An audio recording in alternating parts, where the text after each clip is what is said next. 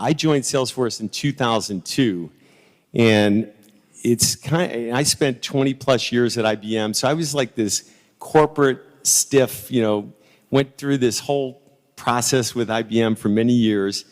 And when I met Mark Benioff, I went through like 35 interviews to actually get the job, including his dog, Koa, and his girlfriend at the time, who's now his wife, Lynn, and his psychologist. So it was a pretty, but the thing that, and I had no interest, I'm like, Mark, I'm an enterprise guy. I spent all my career like selling mainframe computers on Wall Street. What do I have to do with, this young little company? We were 22 million in sales.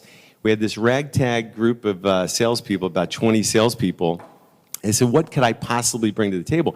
He said, well, you're my enterprise experiment, and I didn't like the word experiment, but what caught my attention, what really excited me is Mark said, never talked about the product or the market. He said, we're going to change the world. We're going to disrupt the industry, and you're going to help me do this by taking this group of cowboys, like these salespeople, 20, inside salespeople with headsets on, and we're going to turn them into this army, basically, these soldiers and at the same time, we're like inventing this new market. Every day, every week, a salesperson would have a different pitch, and we were all over the map. So one of the things that we recognized early is that we were confusing ourselves, and of course, we're confusing the market and the customers at the same time. And what Mark Benioff was saying in his visionary, presentations and what the salespeople were saying were completely different things. We're making stuff up on the fly. So we went public, and it was a great IPO, but the market was still confused. Customers were confused, and they weren't sure they wanted to take this leap of faith with us. And so we hired Eli right after we went public because our stories were all over the map. We had no consistency, and we just started to get the messaging. And Eli would tackle Mark Benioff in the hallway, which is hard to do. If you've seen Mark, that's a big tackle, right?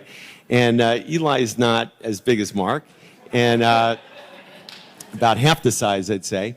But Eli was like a dog on a bone. He'd be in there just, Mark, we got to get this messaging consistent.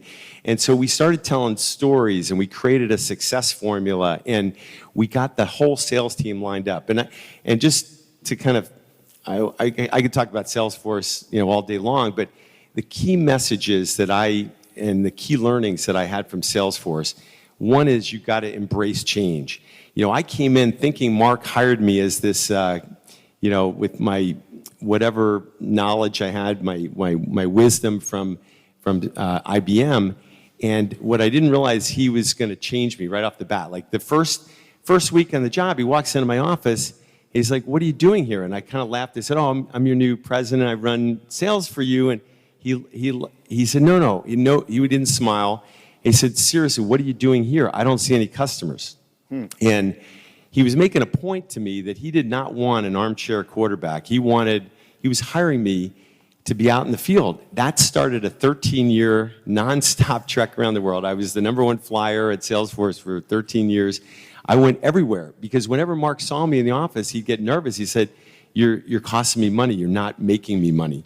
And he'd come in, and the whole idea of reinventing yourself and embracing change, he'd come in and he'd have these ideas that were so unconventional. Like from my IBM wisdom, I would immediately dismiss him. I'd think, "Oh my God, he's crazy. Like there's no way this will ever work." And like a month later, he'd come in and say, "Hey, how's that going? All those suggestions I gave you." I'm like, "Mark, are you like serious? That was not just to shake me up." He said, "Jim, did I ask you to do something immoral? Is it illegal?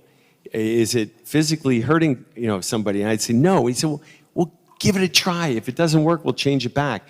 So I went from being the passive resistant guy on the corporate exec team to being the enthusiastically embracing change. And I had to now convince everybody downstream that these ideas maybe, if you take them literally, we're not gonna do everything Mark says, but every idea turned out to be something that actually changed the trajectory of the company. And it was, so I realized that, and I'm 62 now. I've been around for a long time. I've been selling for 40 years. I started my career in 1978, and I pride myself in reinventing myself. I have to think differently at all times. And one last lesson at Salesforce before I let Eli move on here is, you can never take your customers for granted. And it sounds obvious, but we were coming into an environment where there was so much arrogance and so much cockiness in the world of software sales. And everyone dismissed Salesforce and that they'll be out of business.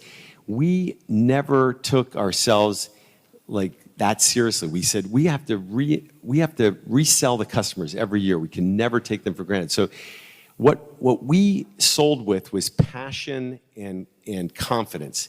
And when you're passionate about what you do and you believe in it, and we were like the David against the Goliath. We were like against the whole software industry, and it was so important that we had the messaging right and we had the stories right, and that we went in with great confidence in front of the customers because they were taking this huge leap of faith with us, and we knew that, and we never took it for granted. I think that ultimately is what helped us get off to such a great start, and Salesforce continues to be up and to the right.